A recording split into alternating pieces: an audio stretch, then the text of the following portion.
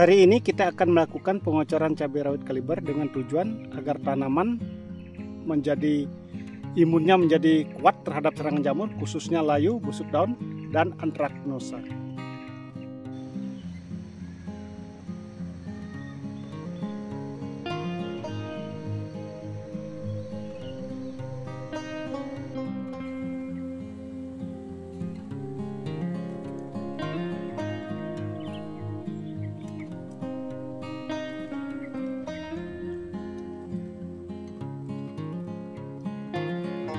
Halo kawan-kawan, kembali lagi dengan Ardana PT. Pada hari ini seperti biasa kita kembali berada di kebun tanaman cabai.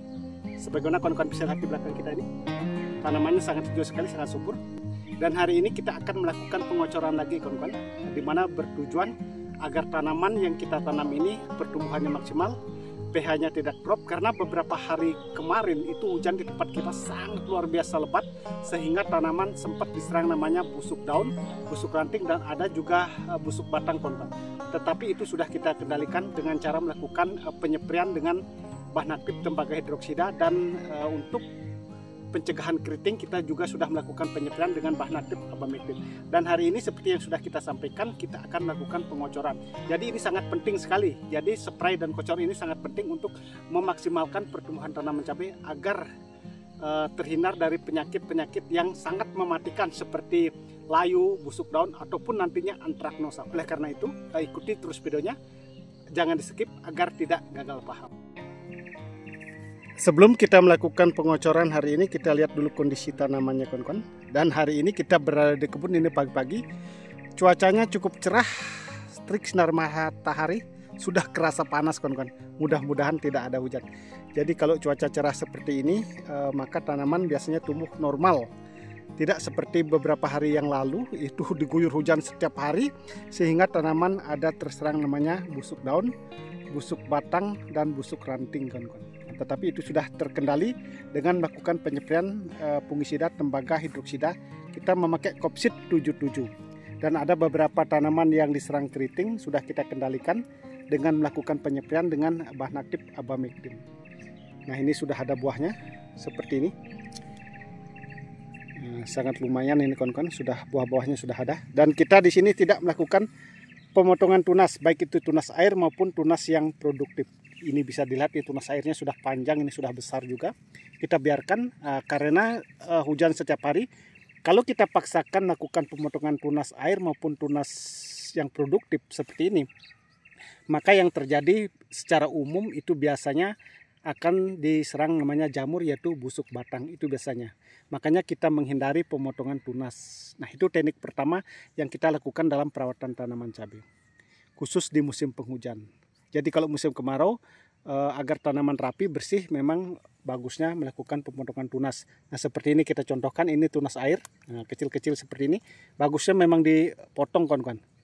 Jadi ini merupakan tempat hidupnya atau tempat sembunyinya daripada tungau dan tip sebenarnya. Tetapi kalau musim penghujan, kita tidak melakukannya. Nah, ini buahnya. Ini merupakan tanaman cabai rawit dengan varietas kaliber kawan-kawan. Jadi sangat luar biasa. Jadi sangat hijau sekali sebenarnya daunnya. Daunnya lebar-lebar dia kalau kaliber itu, dan buahnya sangat kental seperti ini, besar buahnya. Tetapi di ujungnya dia tumpul seperti ini. Kalau kita pegang seperti ini, kita pencet, dia sangat keras sekali.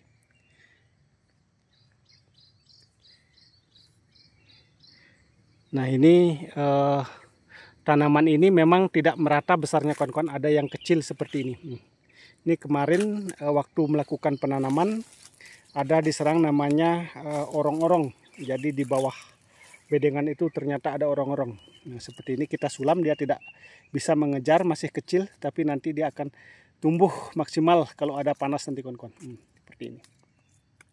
Karena ini merupakan tanaman cabai rawit kaliber, kita tanam di lahan bekas ini kawan-kawan, bukan lahan baru. Jadi sebelumnya ini adalah tanaman cabai merah besar, jadi kita bongkar mulsa aja karena mulsanya sudah hancur.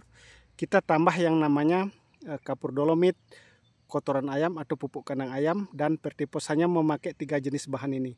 Nah, setelah kita buat bedengan, ini lebarnya bedengan kurang lebih 90 cm, sedangkan selokan di sini 80. Jadi kita setelah membuat bedengan itu, kita bongkar mulsa, maksud kami maaf.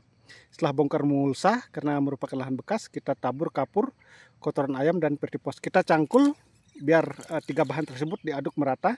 Setelah itu kita rapikan, kita siram dengan M4 sampai basah, kemudian ditutup mulsa. Nah, penutupan mulsa ini kita biarkan cukup lama, kurang lebih 30 hari. Nah, setelah 30 hari baru kita membuat lubang. Setelah membuat lubang, baru kita melakukan pengocoran lagi dengan asam humat, silika karbon, dan trichoderma. Dosis masing-masing 3 sendok makan untuk 20 liter air. Dikocor di setiap lubang tanam kurang lebih 100 ml. Nah, itu yang kita lakukan. Sedangkan perawatan selanjutnya di usia 5, 10, 15 kita melakukan pengocoran dengan asam amino dan Mordenpul. Itu dosisnya masing-masing kurang lebih satu lubang itu 50-100 ml. Nah, untuk 30 mili asam amino dan morden ini takaran airnya 20 liter. Untuk pengocoran hari ini kita sudah menyiapkan bahannya. Yang pertama kita sudah menyiapkan ember. Ini takaran ember ini adalah 10 liter air. Kita sudah isi air nih kawan-kawan. Dan untuk pengocorannya kita hanya menggunakan satu bahan, yaitu kita menggunakan kalsium dan ada kandungan boronnya, yaitu kita memakai Kalbopit. Ini sangat bagus sekali untuk tanaman cabai, baik di musim kemarau maupun di musim penghujan. Jadi kalsium itu sangat penting peranannya untuk tanaman, untuk menguatkan batang agar batangnya kokoh, tidak mudah roboh. Dan yang terpenting kalsium itu adalah agar tanaman tidak mudah diserang jamur, khususnya layu, busuk daun ataupun nanti antraknosa. Nah, dosisnya kita pakai ini untuk takaran 10 liter air, kita memakai kurang lebih 3 sendok makan. Nah, seperti ini. Kita aplikasi tunggal saja kawan-kawan. Kalau ada asam humat itu lebih bagus lagi, bisa dicampur dengan asam humat. Seperti ini. Jadi sangat mudah larut dalam air. Kita aduk dulu.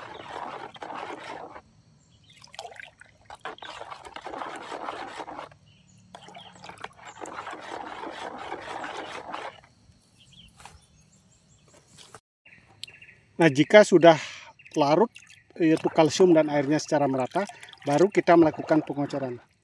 Nah, seperti ini dia warnanya kayak susu kawan-kawan.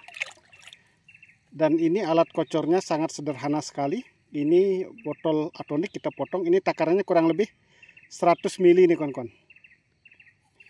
Nah, kita gunakan ini secara penuh. Jadi per batang kita kocor langsung seperti ini. Jadi sangat simpel sekali. Jadi kalau ada alat kocor seperti jerigen ukuran 20 liter itu bisa memakai alat kocor. Seperti ini.